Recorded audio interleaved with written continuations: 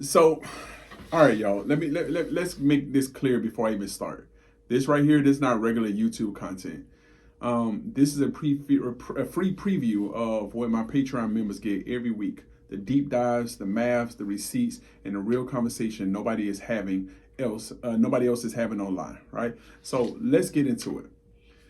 Because this week we got Elon Musk on one side predicting Tesla will hit an $8.5 trillion valuation by 2035, and on the other side we got Michael Burry, the man who literally bet against the U.S. housing market in 2008 and won, saying he's still short of Tesla because it's fundamentally overvalued. Two radically different men, two radically different strategies. One question: who's right? Who's actually right? So let's start with Elon numbers, okay? So now for contents, let me put that into perspective. Apple is worth $3 trillion. Microsoft is worth $3.5 trillion. The entire German economy is worth $4.2 trillion. The entire UK economy is worth $3.1 trillion. So Elon is basically saying Tesla alone will be bigger than Germany and the UK combined. Bruh, that is that is next level bullishness, right? And here's what Elon is betting on. He's betting on not Tesla as it is today, but Tesla as a multi-industry monopoly, right? EV dominance, Tesla energy grid systems, humanoid robots. He keeps talking about the Optimus, right? I know y'all keep hearing that. Full self-driving subscription revenue cars, the robo taxi network, AI inference compute, insurance division, right? He owned the cars, he owned the system, getting on insurance, right?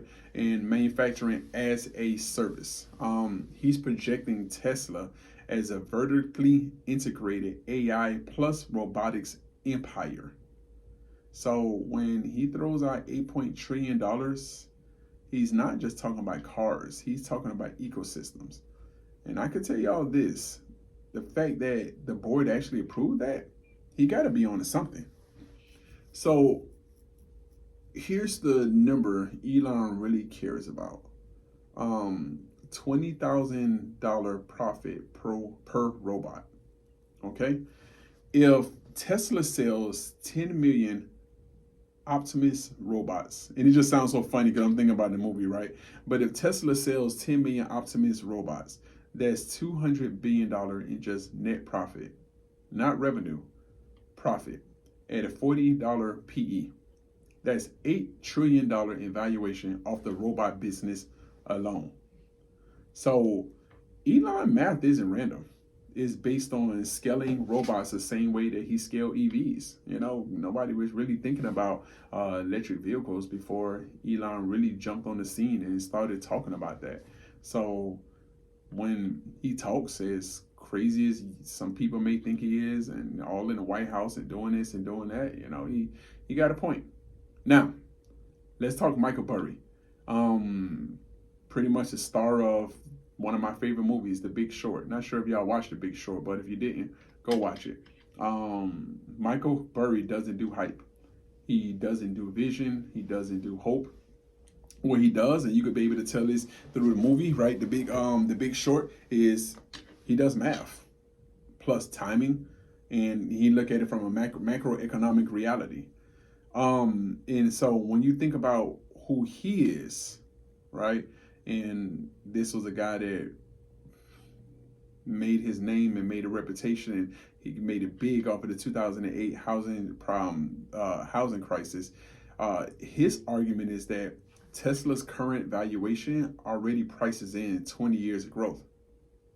That's a pretty interesting thought process, right? If Tesla is worth 800 billion today and selling 1.8 vehicles a year to justify Elon Musk's $8.5 trillion valuation, that means that they would need to produce around 20 to 25 million cars per year. And Tesla not doing anything close to that, right? Or they would need to monetize FSD at 10x levels, today's levels, right? Or here's the big kicker.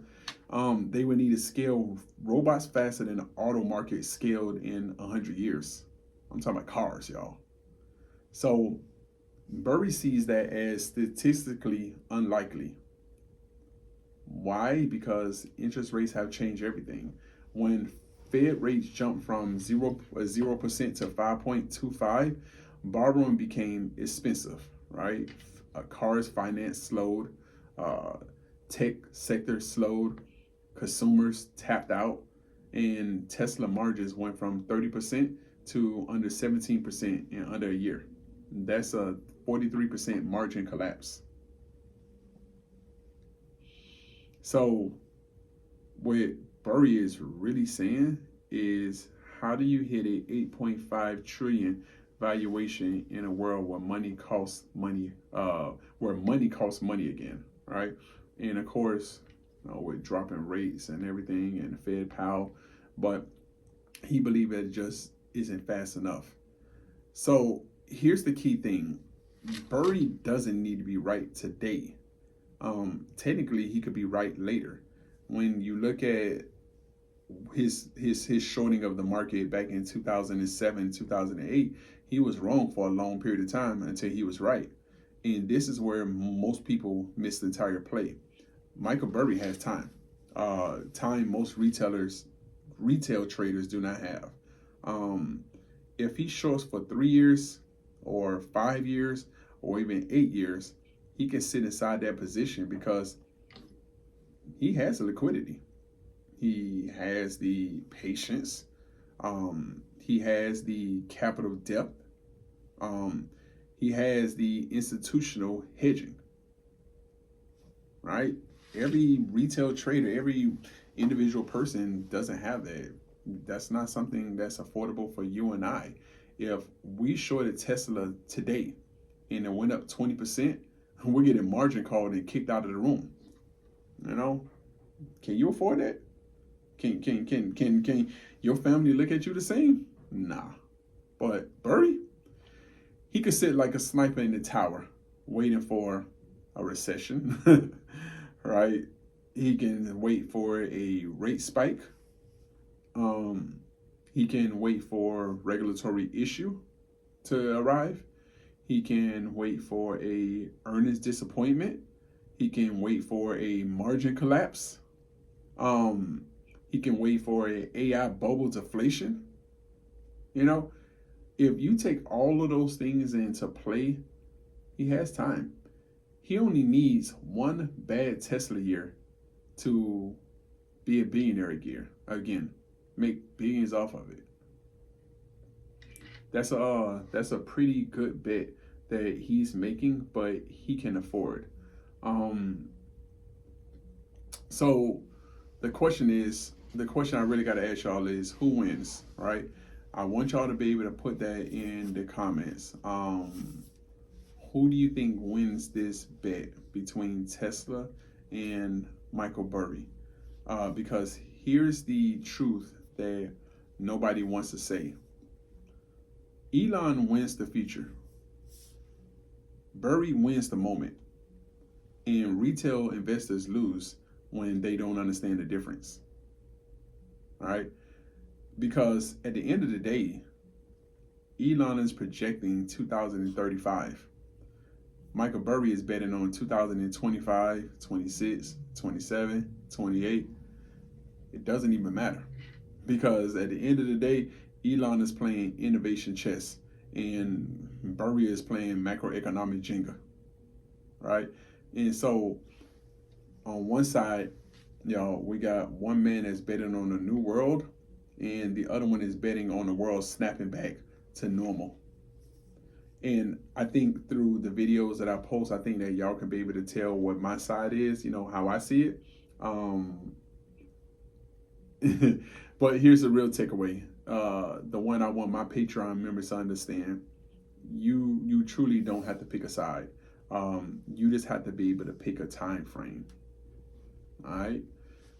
So if you're not a member of the Patreon, please join. Here's the link. Because things like this, place like this, understanding like this, This is what we talk. This is what we discuss. This is how we become better investors. Think about this. If Tesla becomes the Apple plus Amazon plus Nvidia of robotics, yes, it could hit trillions, right? Trillions more.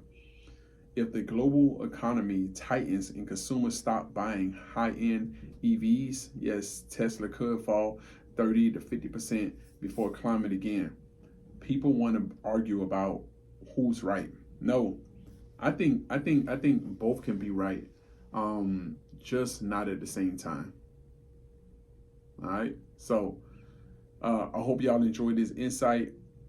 I hope y'all enjoy this right here, this video right here. This was a free Patreon brick by brick preview, and I want you to be able to join. If you have questions, we are doing a 50% off for 3 days going into the new year. So when you see this video drop, make sure that you go ahead and click the link so you can be able to get your half off of the premier Patreon membership, so we can be able to learn together. We can make money together. So like you got those 2026 I'm gonna lose weight goals, let's have those 2026 we're gonna make money goals. All right, because this is what the Patreon members get every week, right? Clarity, data, receipts, plays, research, mindset, everything you need to build wealth, one brick at a time. Lessons life gave me, the wins, the mistakes, the heartbreaks, the wrong turns, they weren't for back then. They were for right now. This moment, this version of me, this version of you.